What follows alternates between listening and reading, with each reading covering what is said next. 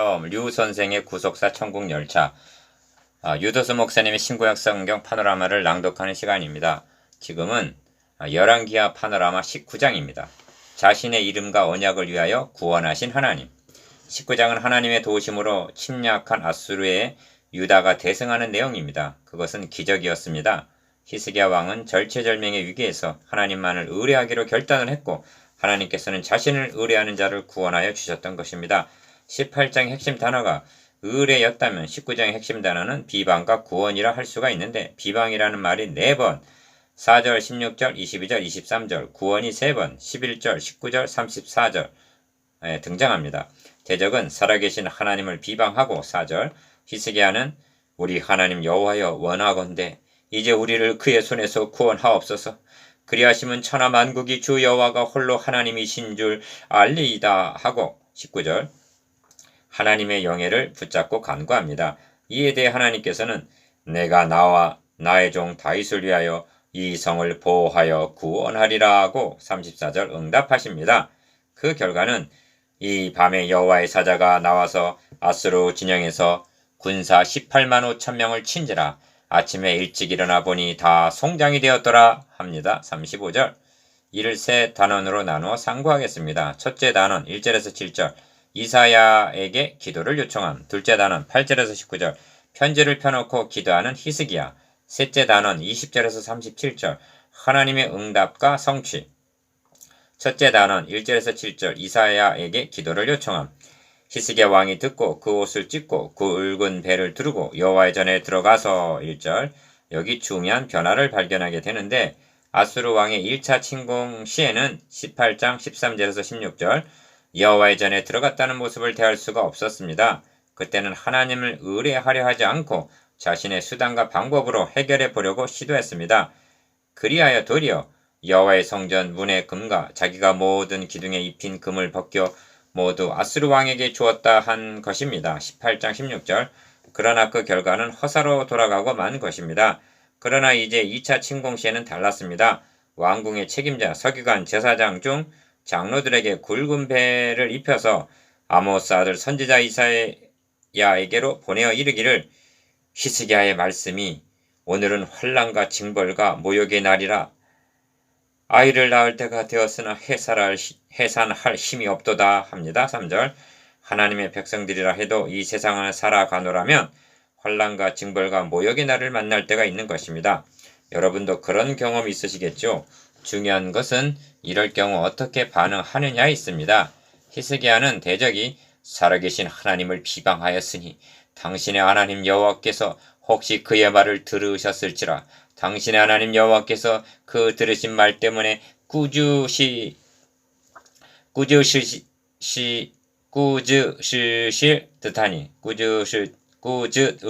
듯하니 당신은 이 남아있는 자들을 위하여 기도하소서 하고 4절에서 5절 기도 요청을 했던 것입니다.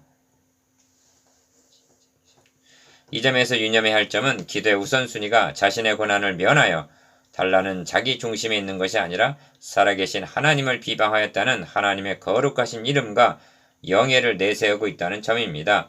이렇게 한 다음에 남아있는 자들을 위하여라 한 자신들입니다.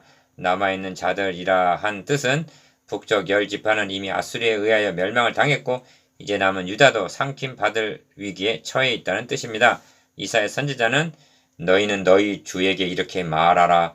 여호와의 말씀이 너는 아수르 왕의 신복에게 들은 바 나를 모욕하는 말 때문에 두려워하지 말라. 내가 한 영을 그의 속에 두어 그러 소문을 듣고 그의 본국으로 돌아가게 하고 또 그의 본국에서 그에게 칼에 죽게 하리라 하셨느니라. 고 6절 7절 응답합니다. 둘째 단원 8절에서 19절 편지를 펴놓고 기도하는 히스기야.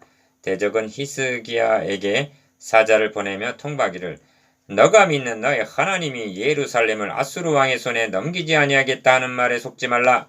아수르의 여러 왕이 여러 나라에 행한 바 진멸한 일을 너가 들었거니 너가 어찌 구원을 얻겠느냐 하고 협박을 합니다. 10절 11절 히스기야가 사자의 손에서 편지를 받아보고 여호와의 성전에 올라가서 그 편지를 여호와 앞에 펴놓고 14절 기도하는데 대적의 편지 내용을 세 가지로 요약할 수가 있습니다.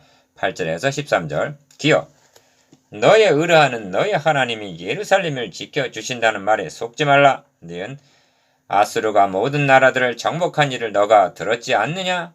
디귿 그날에 그들이 섬기던 신이 아수르의 손에서 건져내더냐는 것입니다. 이는 히스기야와 유다 백성들의 마음을 약화시키고 혼란에 빠뜨리기에 충분한 정곡을 찌르는 말이었던 것입니다.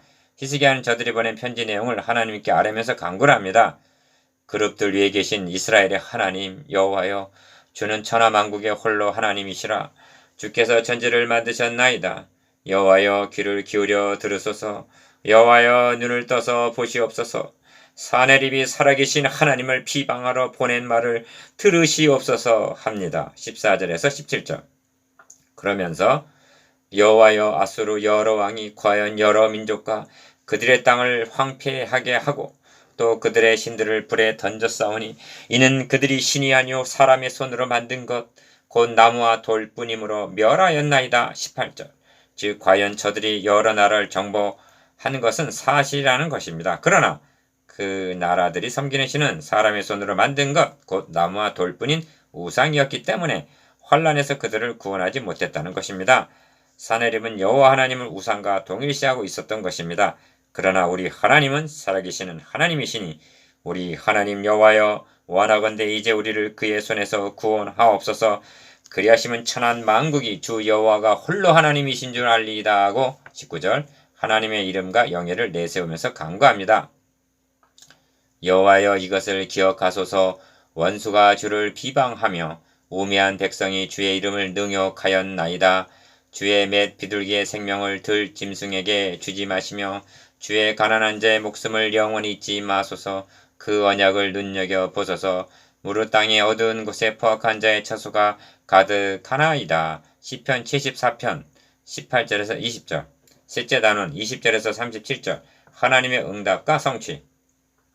이사야가 히스기야에게 기별하기를 이스라엘 하나님 여호와의 말씀이 너가 아수르 왕 사내립 때문에 내게 기도하는 것을 내가 들었노라 하셨나이다 하면서 20절. 하나님 먼저 아수르를 향하여 너가 누구를 꾸짖었으며 비방하였느냐? 누구를 향하여 소리를 높였으며 눈을 높이 떴느냐? 이스라엘의 거룩한 자에게 그리하였도다. 22절. 즉 유다에게 한 것이 곧 하나님께 한 비방이라는 말씀입니다. 아수르에 대한 하나님의 선고는 두 가지로 요약할 수가 있는데 기억. 첫째는 아수르가 여러 나라를 정복할 수 있었던 것은 내가 이루어 너로 견고한 성들을 멸하여 무너진 돌무더기가 되게 함이니라. 25절. 즉 하나님께서 아수르를 들어서 그들을 심판하신 것이라는 말씀입니다. 이 점을 이사야에서는 아수르 사람은 화 있을진저 그는 내 진노의 막대기요 그 손의 몽둥이는 내 분노라.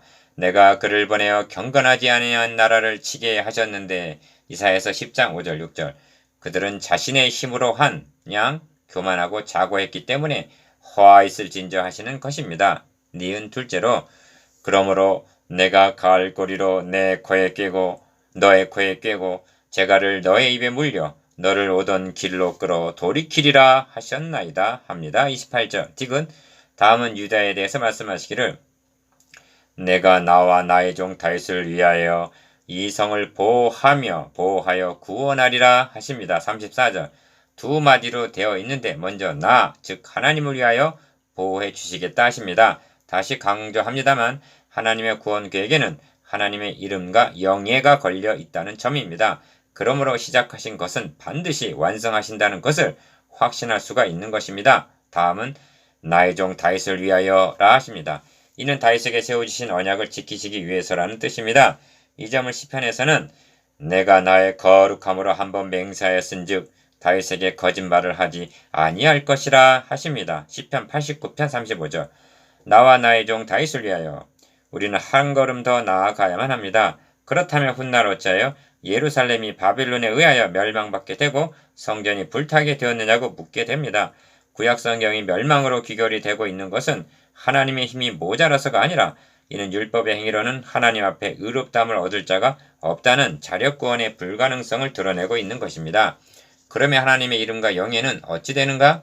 여기에 남은 자는 예루살렘에서부터 나올 것이며 피하는 자는 시온산에서부터 나오리니 여호와의 열심히 이 일을 이루리라 하셨나이다 하는 31절 남은 자의 교리가 등장하게 되는 것입니다. 구속사에 있어서 하나님께 궁극적으로 보존하시는 것은 예루살렘 성도 아니요 성전도 아니라 남은 자, 피하는 자라 한 하나님의 백성인 것입니다. 그들이 새 예루살렘이며 그들이 하나님의 성전이며 그 공동체가 하나님의 나라이기 때문입니다.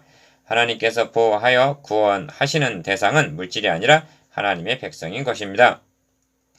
노아 홍수 때도 남은 자는 있었으며 바벨론에 의하여 포로로 끌려간 후에도 남은 자만이 돌아왔던 것입니다. 그러므로 어느 때 어떠한 경우에도 그런 적 이와 같이 지금도 은혜로 택하심을 따라 남은 자가 있느니라 하시는 것입니다. 로마서 11장 5절. 어째서 남은 자가 있게 하시는가? 하나님의 명예와 거룩함으로 맹세하신 언약을 이루시기 위해서입니다. 여호와의 열심히 이 일을 이루리라 하십니다. 31절. 이 밤에 여호와의 사자가 나와서 아수르 진영에서 군사 18만 5천 명을 친지라. 아침에 일찍 일어나 보니 다 송장이 되었더라 합니다. 35절. 그리고 사내립은 두 아들에 의하여 죽임을 당합니다. 하나님의 말씀은 그대로 성취된 것입니다. 하나님의 명예와 맹세하신 언약을 위하여 시편은 증언합니다. 하나님은 유다에 알려지셨으며 그의 이름이 이스라엘에 크시도다. 그의 장막은 살렘에 있으며 그의 처소는 시온에 있도다. 거기에서 그가 화살과 방패와 칼과 전쟁을 없이 하셨도다. 셀라. 주는 약탈한 산에서 영화로우시며 존귀하시도다. 마음이 강한 자도 가진 것을 빼앗기고 잠에 빠질 것이며 장사들도 모두 그들에게 도움을 줄 손을 만날 수 없도다. 야곱의 하나님이여 주께서 꾸짖으심에 병거와 말이 다 깊이 잠들었나이다. 송장이 되었더라. 시편 76편 1절에서 6절.